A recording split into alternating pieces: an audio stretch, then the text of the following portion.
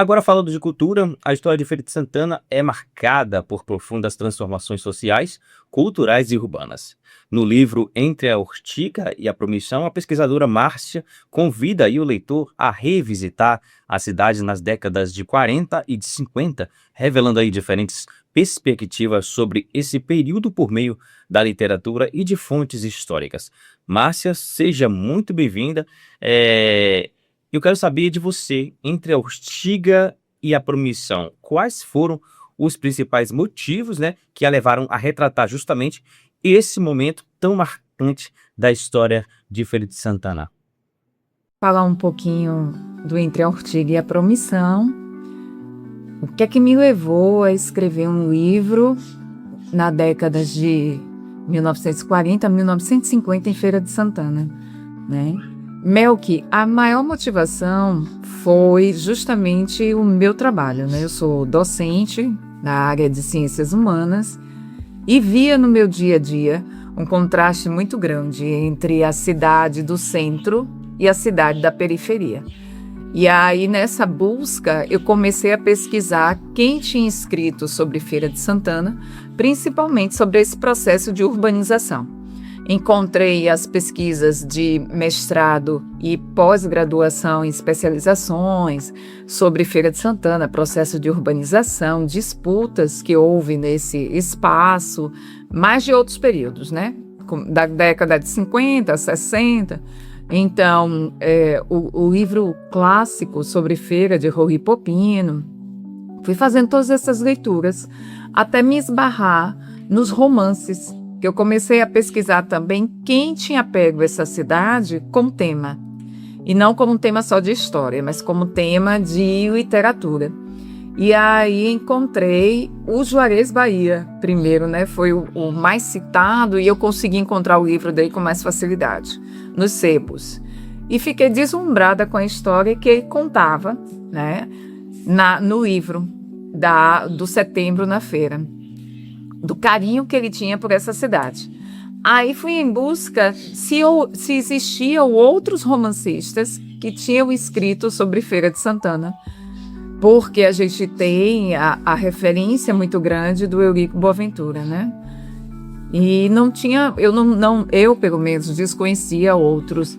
Então foi assim que eu cheguei no Fernando Ramos e fiquei também encantada com a história, um romance ficcional que ele faz sobre a Feira de Santana do mesmo período. Então o que me chamou a atenção é que eu estava com dois romances sobre a mesma cidade, mas com linguagens diferentes dessa cidade e que me trazia um olhar totalmente distinto de uma e de outra.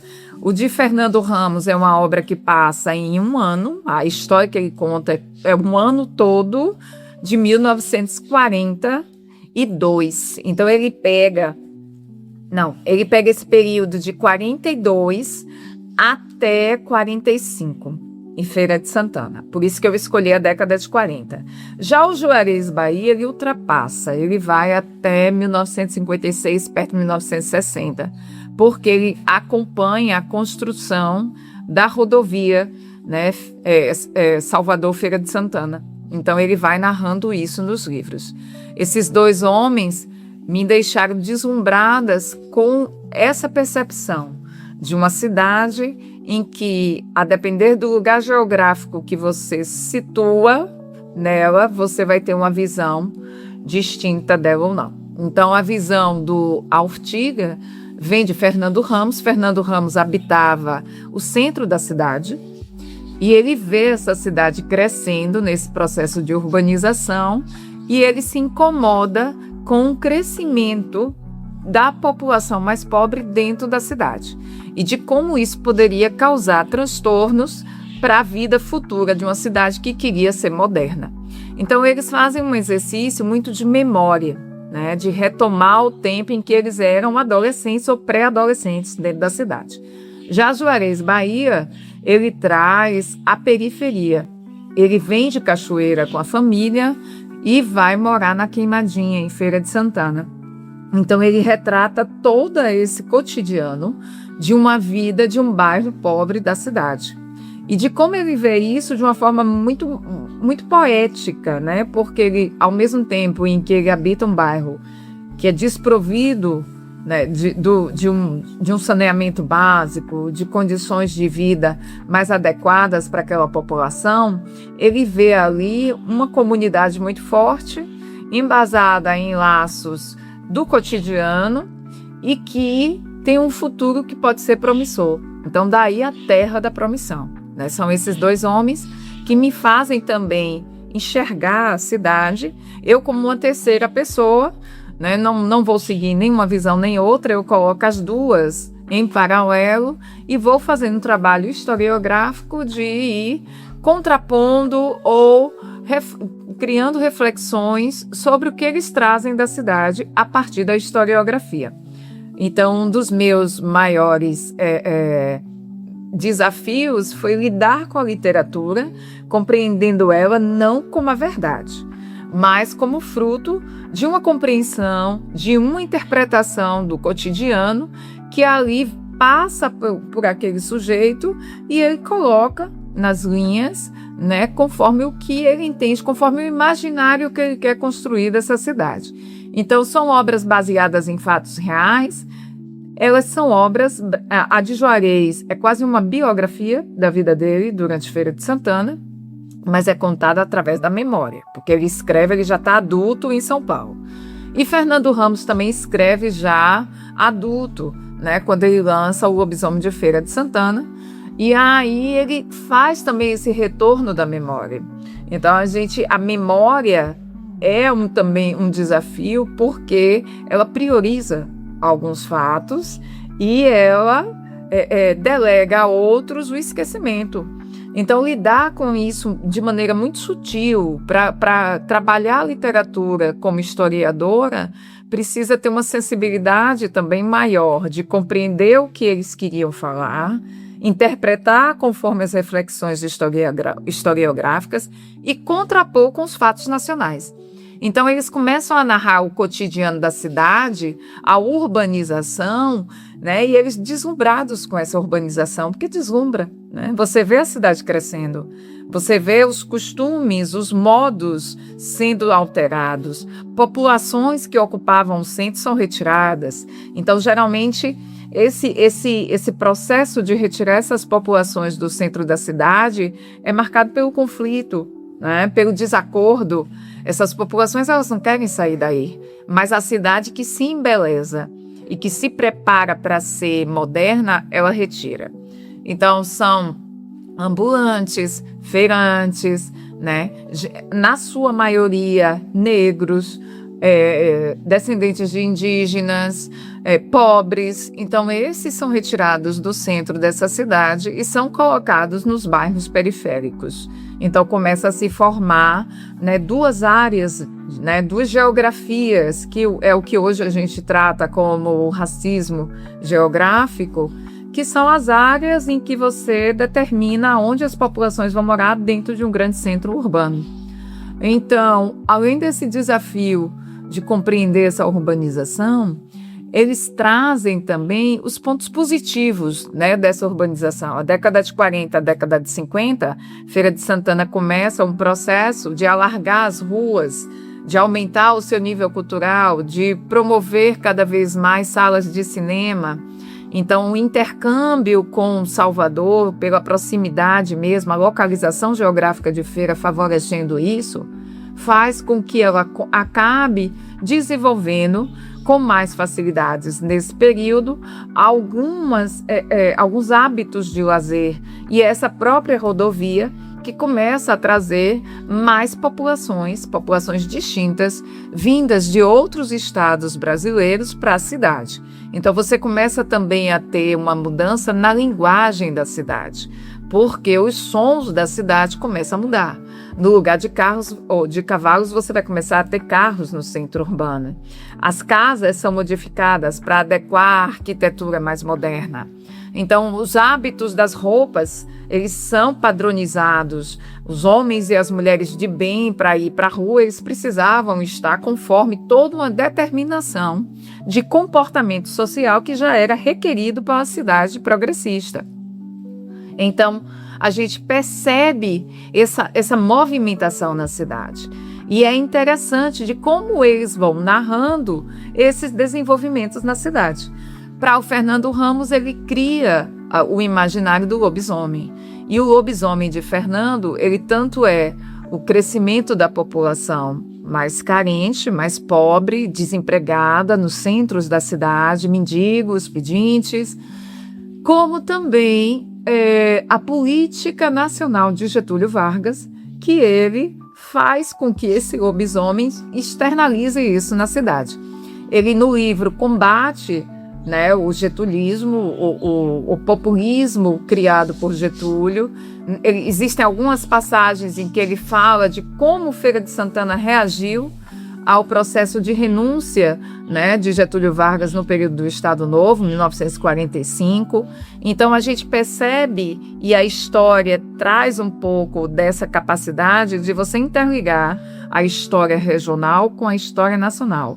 Quando eu escrevo Entre a Ortiga e a Promissão, eu não estou falando apenas de uma história local, eu estou situando Feira de Santana dentro de uma história maior, uma história mais ampla e nacional. Então, é essa reação de parte da população à renúncia de Getúlio, ela vem com esses romancistas e eu exploro isso fazendo reflexões sobre ela, né? E de como a cobertura do jornal Folha do Norte também traz essa narrativa junto com esses romancistas. Porque, apesar de usar os romances como fonte histórica, eu trouxe também junto as pesquisas acadêmicas que já tinham sido desenvolvidas sobre esse processo de urbanização de Feira e as notas e notícias do jornal Folha do Norte, situando esse jornal também, né? Falando a origem dele, que grupo político ele representa, então o olhar desse grupo sobre esses fatos da cidade, porque o jornal ele não é isento. Então, eu pego todos esses recursos e vou fazendo esse trabalho comparativo, né, de ver, é verdade, houve isso mesmo ou não? Então, para ir documentando, né, e ir criando essas interpretações e reflexões sobre os fatos.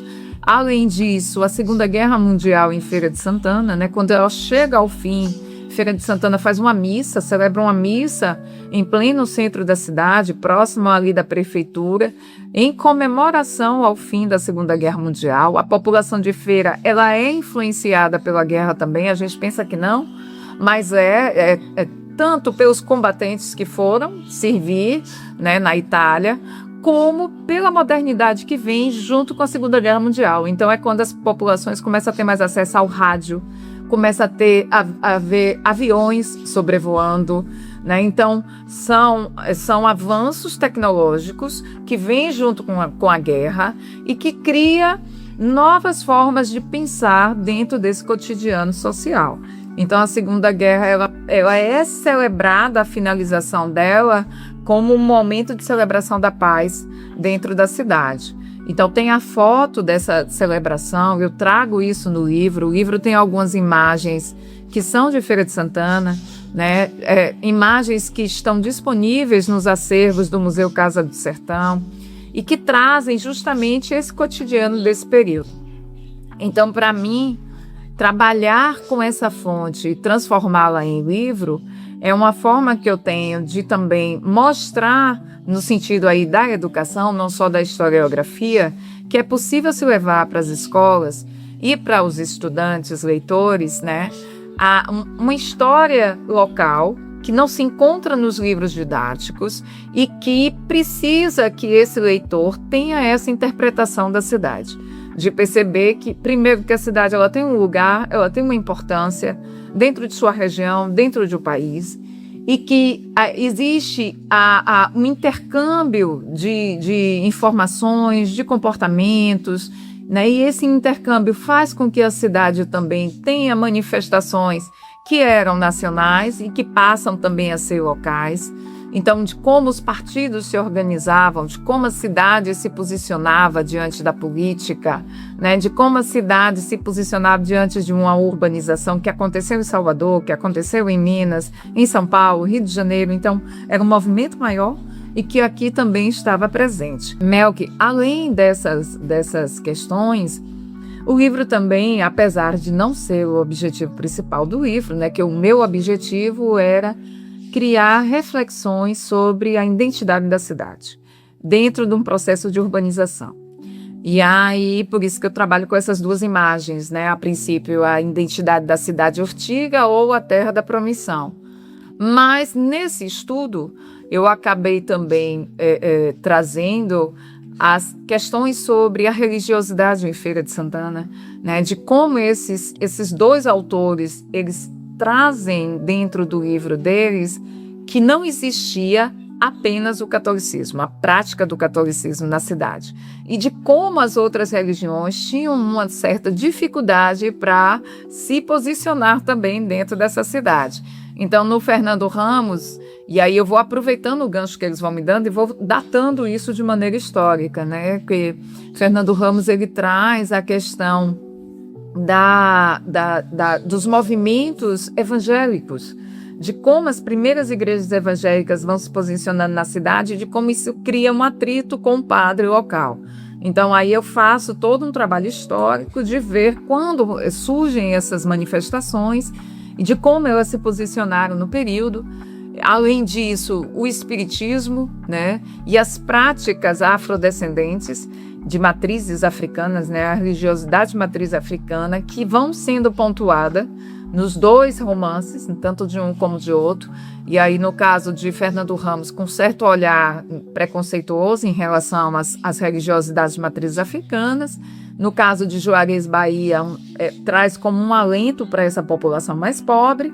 Então, eles vão, né, dialogando com a cidade, demonstrando que essa cidade também ela é múltipla, e múltipla também em suas religiosidades. Que a Igreja Católica ela era o centro, né, religioso, sim, porque a cidade tem até a denominação ainda de uma santa católica, mas isso não impossibilitava de que houvesse manifestações de outras, né, denominações religiosas. Então, isso também é apontado no livro. As questões de gênero, né, de quais são os papéis construídos para as mulheres nesse período. Será que ser uma mulher periférica e uma mulher do centro era diferente, os comportamentos exigidos? Então, isso também é tocado, não de maneira aprofundada, né, já que não era o objetivo do trabalho, mas quando eu lido com a cidade, eu lido também com a população que habita nessa cidade e com as práticas que ela desenvolve. Então, isso também tem que ser colocado, né, e situado de maneira historiográfica. Então, eu acredito que acabou se criando uma obra que ela traz como importância essa capacidade de diálogo, né? Ela é um trabalho acadêmico, né? É um trabalho de pesquisa, mas, ao mesmo tempo, é um trabalho que serve para a população saber sobre questões e fatos de um período da cidade em que eles habitam e não sabem, né? A valorização dessa cidade, de como essa obra ela traz essa cidade e valoriza essa cidade enquanto um centro urbano que ainda se modifica muito hoje em dia, de como ela se torna a imagem da mãe que acolhe os migrantes que começam a surgir na cidade a partir da década de 1950. Então, isso tudo faz com que quem lê, né, o Entre Ortiga e a Promissão comece a perceber esse cotidiano, né, que tem uma cultura muito rica, que tem uma pluralidade religiosa, que tem habitações extremamente distintas e que precisa, né, se ter todo um olhar reflexivo e crítico para transformar essa cidade cada vez mais num grande centro, mas um centro habitável por todos, né, para que ela não fique apenas para um determinado grupo e o restante todo sofra com os incômodos da Ortiga. Então, eu acho que tem esse ponto muito específico, né, que é o objetivo, de fato, do livro. Ele pode ser utilizado plenamente nas escolas e aí, com uma intermediação das professoras, desde as séries iniciais, pontuando essa questão da imagem da cidade. Seria até interessante a gente saber como é que as crianças enxergam essa cidade, o que é que chama a atenção na cidade, o que é que elas acham que tem e que não tem. né, até o ensino médio e educação de jovens e adultos, porque aí já traz as questões mais de território, identificação de território, etnicidade, questões de gênero, política, religiosidade. Então já dá para trabalhar um pouquinho mais com essa turma, né, um pouco mais aprofundado. Em relação à educação no geral, contribui por ser uma leitura crítica e reflexiva sobre a cidade, por trazer romances, então instiga também que as pessoas leiam os romances desses homens. Eles foram integrantes da 4ª fase do modernismo na Bahia, eram escritores de jornal, então também estavam atuantes nos jornais como críticos de cinema, e isso a gente imagina numa década, né, em que não era tão fácil assim lidar com a comunicação, porque tudo ainda estava de maneira muito primitiva. Então a gente percebe que esses avanços, apesar dos avanços hoje da tecnologia, essa história e essa memória e essa concepção de cidade ainda se faz presente. Então qualquer leitor pode ler o livro, tanto por leitura, né, quanto para se aprofundar um pouco mais na história.